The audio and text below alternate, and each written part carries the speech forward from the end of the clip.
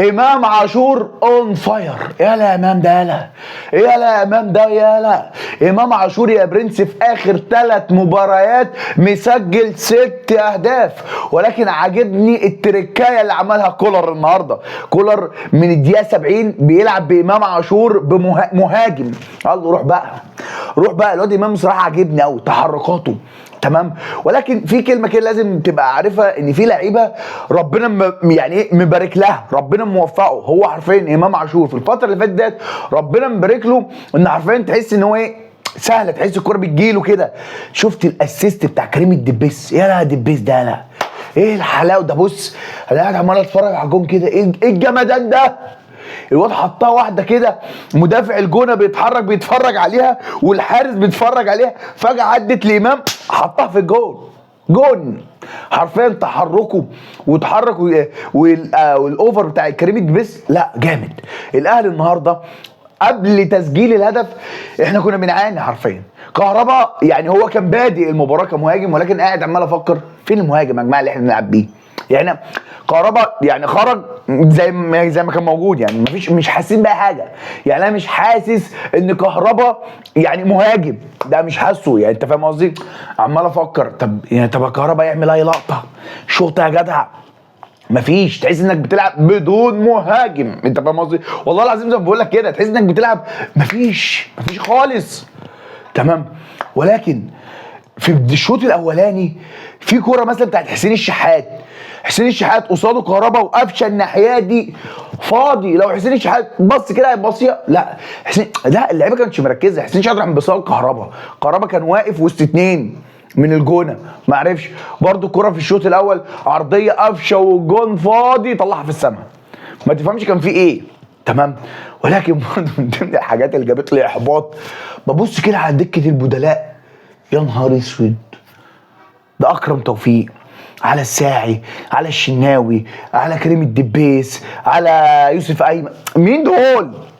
مفيش اللي هو ايه، مش عندك مثلا ايه وينج يمين وينج شمال ومهاجم، ما عندكش. انت متخيل احنا النهارده كنا بنلعب بدون مهاجم؟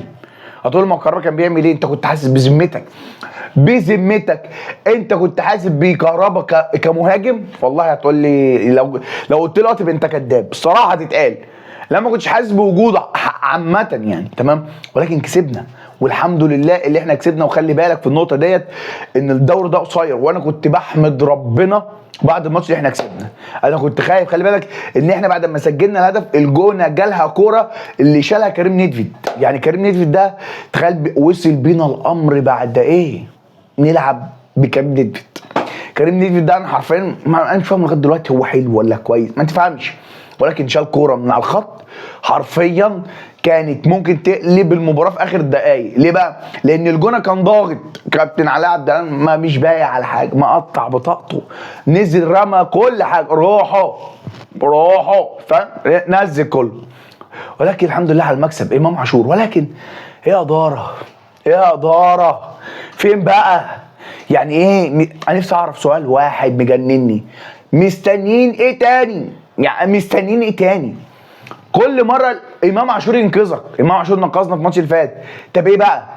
يعني انت شيل امام عاشور، ما انت مش هيبقى عندك حلول، هتبقى ميح، تبقى فلات كده، فاهم؟ فلات مسطره، مفيش اي حاجه، تمام. طب ايه يعني النهارده 16 يناير، ولا انتوا نسيتوني التواريخ، ولا 15 يناير؟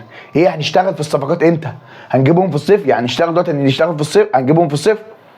ما انا مش فاهم بقى لغايه دلوقتي. يعني دلوقتي اساسا المفروض دلوقتي ده وقت الصفقات. هتقول لي اصبر تاخد حاجه تقيله. ما قصه اصبر ديت لو احنا ما عندناش ماتشات، اما احنا في الوقت الحالي عندنا ماتشات، عندنا مباريات. ما ده ماتش دوري. يعني انت لو لا قدر الله لو كنت قعدت تضيع في النقاط اللي في الماتشات اللي في يناير، انت هيتضغط عليك في بقيه الدوري، هيفضل ضغط. طب ليه انا اوصل للمرحله دي؟ ليه انا اروح للمستوى ده اللي انا كل شويه كوره مش عارف ايه وايه؟ لا نفوق بقى، نفوق والنبي، عشان العمليه مش مستحمله، تمام. كل مره امام عاشور يعني حرفيا الناس كنت، يعني انا من ضمن الناس كنت اقول له ركز في الملعب يا امام، ركز في الملعب. حرفيا امام لعيب كوره، قلتها لك بدل المره مليون، امام عاشور لعيب كوره جامد جدا، جامد جدا، ولكن انا ببقى ضده في التصرفات اللي خارج الملعب، دي اللي ببقى ضده فيها. ولكن هو كلاعب كوره لا، مفيش، مش هتعرف تتكلم عليه كلاعب كوره. لعيب كوره جامد جدا جدا لو ركز في الكوره فقط، وهو في الفتره الحاليه لا اون فاير، اون فاير حرفيا، وهو اللي شايل الاهلي في الفتره الحاليه. بدا يشتغل وهو عاجبني جدا جدا في بدايه الموسم، من بدايه الموسم دوت. سيبك ماتش السوبر، يعني عدى ماتش السوبر ده وهو مركز يا برنس. يعني مبروك كل اخوات الاهلاويه على المكسب طبعا، وبقينا في صداره الدوري. فاكر ابو الطموح فكر نفسه ان هو ايه هيبقى في صداره الدوري من غيري. اصحى يا ابو الطموح، اصحى، انا رجعت تاني. سلام.